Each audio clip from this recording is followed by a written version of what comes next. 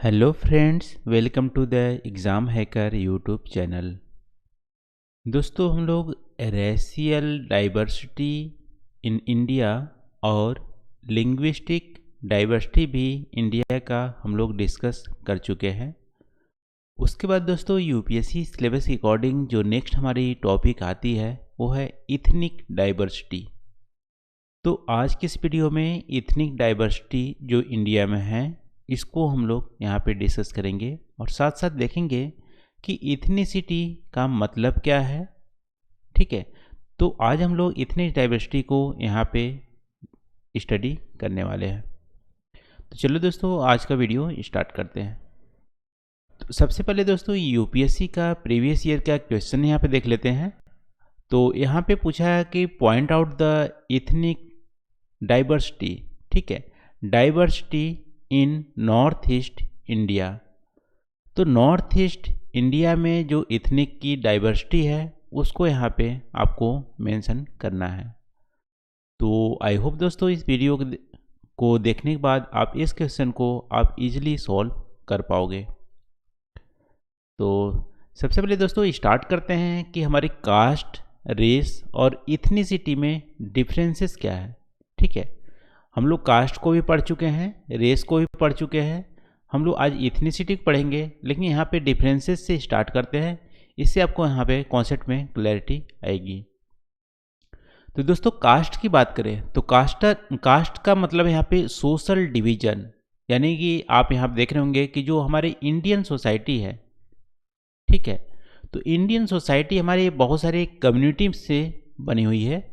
जैसे मान लो यहाँ पे मेजर आप रिलीजन्स के बेसिस बोल सकते हो तो हिंदू कम्युनिटी है, फिर हमारे मुस्लिम कम्युनिटी है, सिख, क्रिश्चियन, फिर जैन हो गया।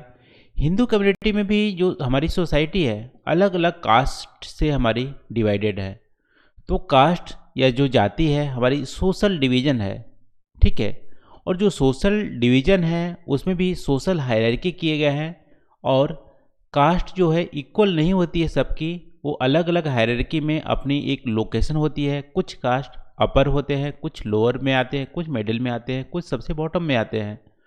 तो कास्ट की हायरार्की होती है और कास्ट हमारी सोशल डिवीजन है। और ये क्या है, हमारी बर्थ से हमें, यानी कि इसको हमारे पास चॉइस नहीं है कास्ट को चेंज करने के लिए, हम बर्थ से ही हम उसको पाते हैं कास्ट को। जो हमारी पेरेंट की कास्ट होती है वही सेम कास्ट मतलब अपने लोग के भी होती है। तो ये हमारे पे कास्ट हमारी एक सोशल डिवीजन है। ठीक है, आई होप यहाँ पे कास्ट आपको क्लियर हो गया होगा। अब आते हैं रेस पे। तो रेस देखो यहाँ पे बायोलॉजिकल डिवीजन है। ठीक है, ये सोशल डिवीजन नहीं है, बायोलॉजिकल डिवीजन है। बायोलॉजिकल डिवीजन का मतलब यहाँ पे फिजिकल कैरेक्टरिस्टिक के बेसिस पे यहाँ पे रेस को कैटेगराइज किया जाता है।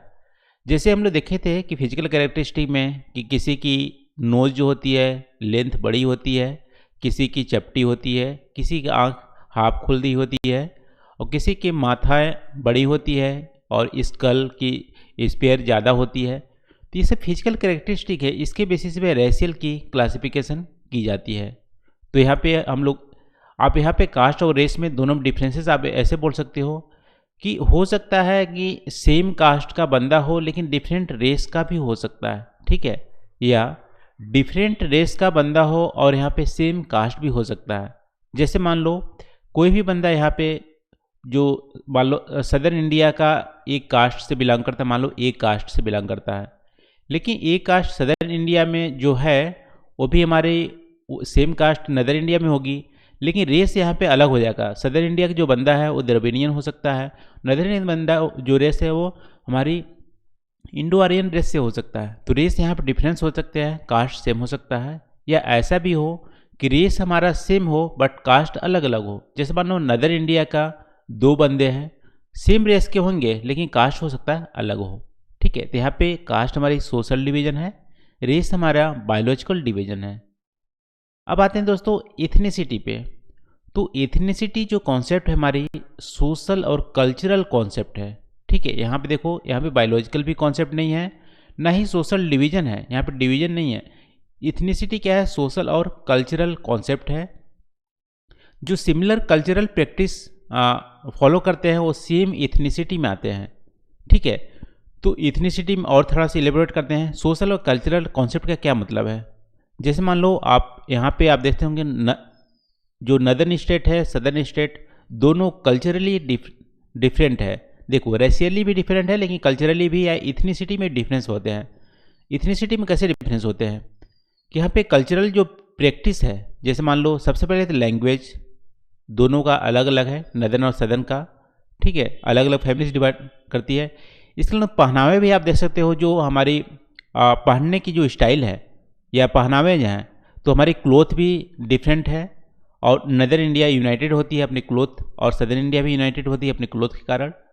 और इसके अलावा आप बोल सकते हो यहाँ पे कि मैरिज की जो तरीके हैं वो भी चेंजेस हैं। नदर्न इंडिया में आप बोल सकते हो कि जो मामा साइड के जो होते हैं उनसे शादी नहीं करते, लेकिन सदर्न इंडिया में जो अपने मामा के से भी अपने मामा के बेटी से या ऐसे शादी कर लेते हैं, तो वहाँ पे मैरिज का जो पैटर्न वो भी चेंज होता है, और मैरिज के जो तरीके हैं वो भी चेंज होते हैं।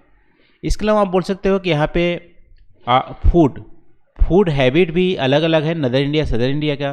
तो इस हिसाब से इथनिसिटी आप बोल सकते हो दोनों में डिफरेंट होते हैं। और इथनिसिटी में क्या क्या काउंट होती है, सोशल और कल्चरल जो कॉन्सेप्ट होते हैं, जैसे लैंग्वेज हो गया और क्लोथ हो गया, मैरिज की जो स्टाइल है, फूड्स हो गए, कस्टम्स हो गए, पूजा पाठ हो गया, या जो भी हो प्रैक्टिसेस, ये सब चीज़ें से इथनिसिटी हमारी यहाँ पे क्या होती है, डिराइव होती है। तो यहाँ पे दोस्तों इथनिसिटी, रेस और कास्ट तीनों में डिफरेंस पता चल गया होगा, और इथनिसिटी के बारे में भी आपका कॉन्सेप्ट क्लियर हो गया होगा। इथनिसिटी होती क्या है। देखो इथनिसिटी रिलीजियस से अलग है। यहाँ पे ऐसा नहीं है कि नदर इंडिया में सेम धर्म मानने वाले हैं, सदर इंडिया में सेम धर्म मानने वाले हैं, ठीक है।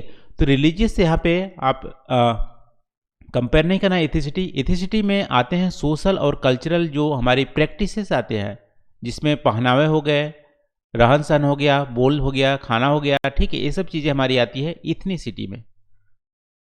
तो दोस्तों इंडिया में वैसे तो 3 मेजर इथनिक ग्रुप हैं, जैसे इंडो आर्यन जिसमें नदर इंडिया हमारी शामिल है, द्रविडियन जिसमें हमारी सदर्न इंडिया हमारी शामिल है, और तीसरी टाइप के जो मंगोलाइड इथनिक ग्रुप है जो हमारी नॉर्थ ईस्ट जो स्टेट है वो हमारी शामिल है।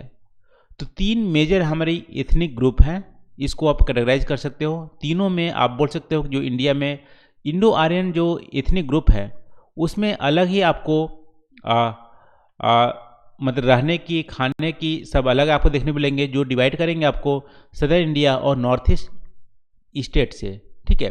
तो इंडो आर्यन इथनिक ग्रुप है वो हमारी नदर्न और सेंट्रल इंडिया में स्प्रेड हुआ है, और यहाँ पे आप देखोगे तो मैरिज की स्टाइल लगभग में सेम है, और इसके अलावा खाने के भी तरीके सेम है, पहनावे भी थोड़ा बहुत वेरिएंस देखने मिलेगा, लेकिन आप अदर पार्ट इंडिया से, सदर इंडिया से आप करोगे तो यहाँ पे होमोजेनिटी देखने को मिलेगी नदर इंडिया में, ठीक है। तो 3 पार्ट में इंडिया को डिवाइड कर सकते हैं इथनिक ग्रुप में, लेकिन विद इन आप यहाँ पे माइक्रो लेवल की एनालिसिस करोगे इंडो आर्यन इथनिक ग्रुप में, तो इंडो आर्यन फैमिली जो है हमारी लैंग्वेज उसमें भी आप करोगे तो अलग अलग यहाँ पे सब इथनिक ग्रुप देखने को मिलेंगे। जैसे पंजाबी का अलग ही कल्चर देखने को मिलेगा, अलग ही इथनिसिटी। यहाँ पे देखो पंजाबी और जाट का ही कंपेयर करो, तो वैसे तो यहाँ पे सदर्न इंडिया से कंपेयर करोगे तो दोनों में सिमिलरिटी देखने को मिलेगी, लेकिन पंजाब और जाट में यदि माइक्रो लेवल एनालिसिस करोगे तो पंजाबी लोगों का खाना थोड़ा सा अलग होगा, जाट लोगों का खाना भी अलग होगा, और इसके अलावा यहाँ पे क्लोथ की स्टाइल भी चेंज होंगी, लैंग्वेज का बोलने का स्टाइल भी चेंज होगा, और इसके अलावा यहाँ पे जो मैरिज की जो फंक्शनलिटी है, जो रूल्स एंड नॉर्म्स है वो भी चेंज होंगी, और यहाँ पे जो सोशल की जो नॉर्म्स है, जैसे वीमेन को राइट या अदर जो चीज़ें हैं वो हमारी चेंज होगी। तो यहाँ पे आप देख सकते हो जो कल्चरल जो प्रैक्टिस है वो हमारी यहाँ पे नदर इंडिया में भी अलग अलग है। जैसे पंजाबी अलग आएंगे, जाट अलग आ जाएंगे, मराठी का भी अलग आएगा, गुजराती का अलग जाएगा। मराठी गुजराती में पहनने की स्टाइल, क्लोथ या खाने पीने की स्टाइल में भी चेंज होती है, बोलने की स्टाइल में चेंज होती है, यहाँ पे जो रिलीजियस प्रैक्टिस होती है वो भी चेंज होती है। फिर बंगाली आ गया, मराठी आ गया, सॉरी मराठी 2 बार हो गया, गोरखा हो गए, ठीक है, इसका मगधी हो गया, ठीक है, बिहारी हो गया। ये सारी चीज़ें हमारी क्या है, अलग अलग सब इथनिक ग्रुप में हमारी आती है, इंडो आर्यन इथनिक फैमिली में ही। देखो ऐसा नहीं है कि जो इथनिक ग्रुप है एक विद इन स्पेसिफाई जो हमारी एरिया है वहीं पे रहेंगी। हो सकता है सेम इथनिक ग्रुप वाले डिफरेंट डिफरेंट एरिया से भी बिलोंग करते हैं। जैसे मान लो बिहारी कल्चर है या बिहारी इथनिक ग्रुप है, तो बिहार में छठ जो पूजा होती है महापर्व में आता है।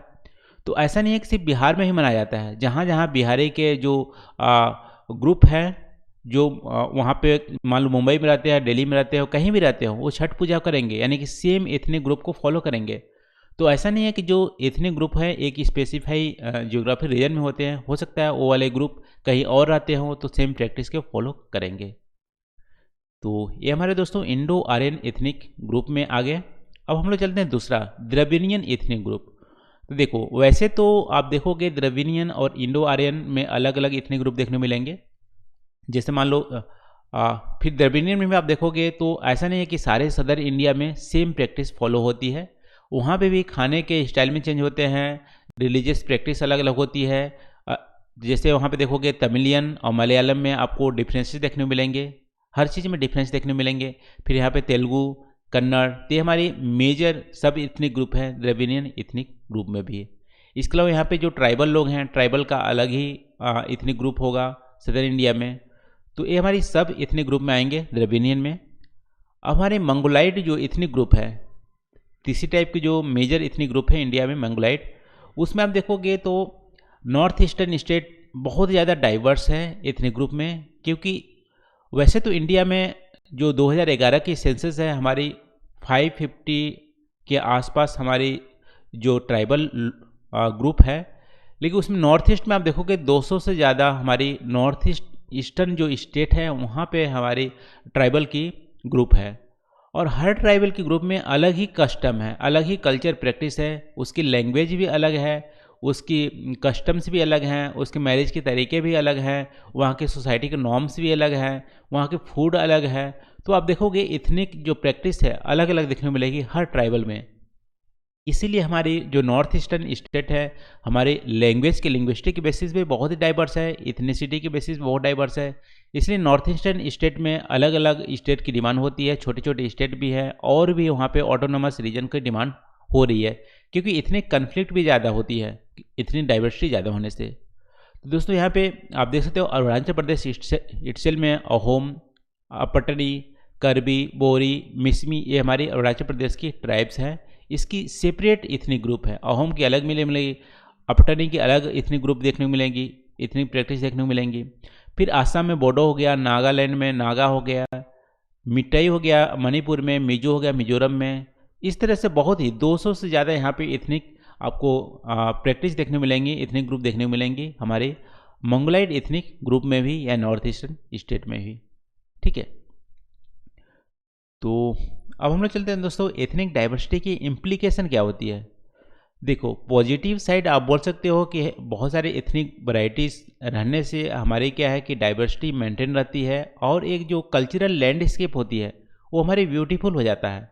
जैसे मान लो आप देखोगे कि आप मान लो फूल का एक बुक्के है, फूल का बुक्के में आप देखोगे कि सेम टाइप की यदि आप फ्लावर रख रहे हो तो उसकी उतनी ब्यूटी मेंटेन नहीं होती है, लेकिन उस बुक्के में अलग अलग टाइप की फ्लावर होती है तो उसकी ब्यूटीफुल और बढ़ जाती है, ब्यूटी और बढ़ जाती है।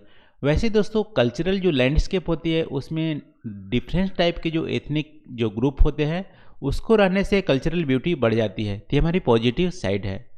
लेकिन दोस्तों नेगेटिव साइड में बहुत सारे इस पर प्रॉब्लम्स भी हैं कि इसको मैनेज करना बहुत ही मुश्किल होता है।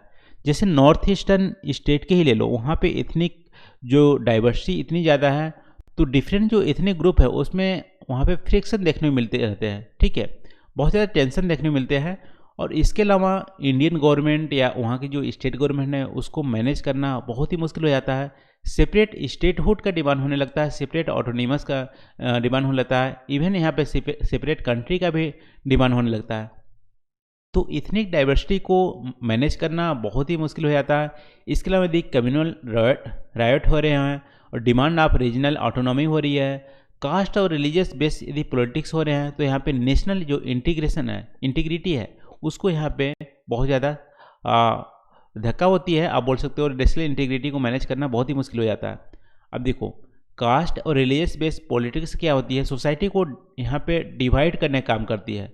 अब देखो, मान लो यहाँ पे एक एथनिक ग्रुप है कोई भी ए, ठीक है, तो इनको मान लो हिस्ट्री में मान लो 500 साल पहले इसका बहुत ज़्यादा यहाँ पे एक्सप्लॉयटेशन हुआ था और इनजस्टिस हुई थी। ठीक है, एक ही इनजस्टिस हुई थी 500 साल पहले, लेकिन मान लो एक अलग ही पॉलिटिकल ऑर्गेनाइजेशन बना दिया गया, ए के लिए एक लीडर बना दिया गया और बोले कि हमारे 500 साल पहले हमारी इनजस्टिस हुई थी, हम उसका बदला लेंगे अभी बी के साथ। ठीक है, अब देखो यहाँ पे हिस्ट्री में इनजस्टिस हुई थी, इसके लिए पॉलिटिकल ऑर्गेनाइजेशन हुई थी, कास्ट बेस यहाँ पे कम्युनलिज्म यहाँ फैलाने लगे हैं और बी के साथ इनजस्टिस होने के लिए अभी यहाँ पे हिंसक प्रवृत्ति होने लगी। इसकी वजह से आप देख सकते हो यहाँ पे कि ए बी में यहाँ पे फ्रिक्शन होने लगेगा और बाद में बहुत ज़्यादा मेजर इसमें यदि फ्रिक्शन होने लगे, राइट होने लगे, तो सेपरेट स्टेटहुड या इवन सेपरेट यहाँ पे कंट्रीज की डिमांड होने लगती है। ठीक है, तो इस तरह से यहाँ पे कास्ट और रिलीजियस बेस्ड जो पॉलिटिक्स होती है, इथनिक जो ग्रुप में डाइवर्सिटी होती है, उसके चलते नेशनल जो इंटीग्रिटी होती है उसमें यहाँ पे प्रॉब्लम होती है। दूसरी श्रीलंका और पाकिस्तान का एग्जाम्पल आप देख सकते हो, ये भी हमारे इथनिक डाइवर्सिटी के चलते वहाँ पे अच्छे से मैनेज नहीं कर पाया। जिससे पाकिस्तान में क्या होता था, जो बंगाली जो अभी बांग्लादेश है, बंगाली लोग वहाँ पे जो वहाँ की पाकिस्तान के पार्लियामेंट है वहाँ पे यदि बोलने लगते थे बंगाल में, ठीक है, बंगाली में बोलने लगते थे, उसकी माइक को छीन लिया जाता था, बोलते नहीं आपको उर्दू में बोलना है। तो ऐसा कुछ वहाँ पे क्या आप बोल सकते हो कि फोर्सफुल करते थे, किसी की कल्चरल प्रैक्टिस को दबाने की कोशिश करते थे। इसकी वजह से यहाँ पे आप बोल सकते हो ईस्ट पाकिस्तान अलग हो गया, आज बांग्लादेश हो गया। श्रीलंका में भी यही है, सिंगल लैंग्वेज जो सिन्हाला है उसको यहाँ पे फोर्स करने की कोशिश की, नेशनल लैंग्वेज बनाया गया और यहाँ पे तमिलियन जो माइनॉरिटी में है, तमिल जो लैंग्वेज थी उसको तवज्जो नहीं दी गई। इसकी वजह से वहाँ पे आप बोल सकते हो सिविल वार यहाँ पे छिड़ गए थे। तो इस तरह से फ्रिक्शन आपको देखने को मिलेगी। जब इतनी डाइवर्सिटी ज़्यादा होंगी उसको मैनेज करना मुश्किल होगा, या अपना अलग ही जो इतनी डाइवर्सिटी है उसको एकदम सुप्रीम माने और रीजनलिज्म को फैलाए और नेशनल इंटीग्रेशन में हेल्प नहीं करे, तो ये हमारी प्रॉब्लम हो सकती है। ठीक है, तो हमारे इम्प्लीकेशन हो गए दोस्तों इथनिक डाइवर्सिटी का। तो आज के लिए बस इतना ही। आज हम लोग यहाँ पे इथनिक डाइवर्सिटी को डिस्कस किए। तो आई होप दोस्तों इतनी डाइवर्सिटी में आपको यहाँ पे कुछ नया सीखने को मिला होगा और आपको वीडियो भी अच्छी लगी होगी। तो आज के लिए बस इतना ही। Thank you for watching. मिलते हैं अगली वीडियो में नए टॉपिक के साथ। Thank you.